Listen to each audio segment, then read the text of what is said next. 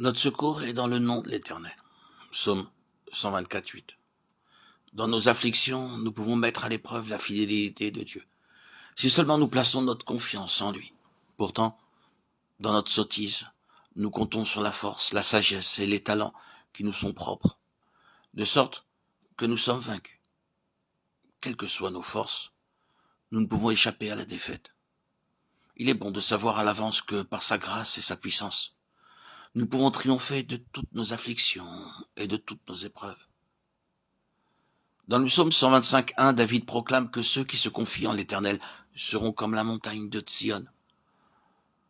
Lorsqu'ils se dirigeaient vers Jérusalem pour célébrer les fêtes de l'Éternel, les enfants d'Israël devaient gravir les montagnes qui entourent la ville. En ces occasions, ils se remémoraient toutes les promesses divines reçues par Abraham, Isaac, Jacob et leurs ancêtres. Au commencement de leur voyage, ils éprouvaient, il est vrai, de la crainte à l'idée de se rendre à la maison de Dieu, car ils étaient conscients d'avoir désobéi, de s'être éloignés de lui. Aussi se demandaient-ils comment ils pourraient approcher sa sainte présence. Ils espéraient qu'il leur pardonnerait s'ils lui rappelaient son alliance et ses promesses, et que mon peuple qui est appelé de mon nom s'humilie et prie et cherche ma face, et revienne de ses mauvaises voies. Moi aussi j'écouterai des cieux, et je pardonnerai leurs péchés, et je guérirai leur pays. Maintenant mes yeux seront ouverts et mes oreilles attentives à la prière qu'on fera de ce lieu. 2 Chroniques 7, 14, 15. Ils savaient que, du fait de leurs péchés et de leur désobéissance, ils avaient perdu leur puissance et leur foi. Pourtant, à la vue des montagnes immuables de Jérusalem, leur vie intérieure était renouvelée. Ils se souvenaient que l'Éternel était un Dieu fidèle, qui gardait l'alliance.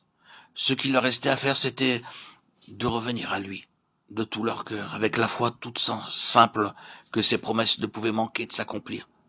Ainsi que le déclare Malachie 3.6. L'Éternel ne varie pas. Même si eux, êtres humains, étaient devenus infidèles, s'étaient rebellés, l'avaient blessé et attristé. Il est un Dieu fidèle, prêt à pardonner, si nous nous humilions et confessons nos péchés devant lui. Deutéronome 7, 9. À cause de leurs péchés et de leur désobéissance, les Israélites furent persécutés et punis. Mais à chaque fois qu'ils s'humilièrent, Dieu écouta leurs prières.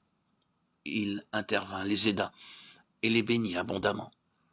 Ainsi donc, si vous vous tournez vers lui avec une foi véritable, vous vous apercevrez que celui qui est un Dieu d'amour et de miséricorde ne vous renverra pas à vide.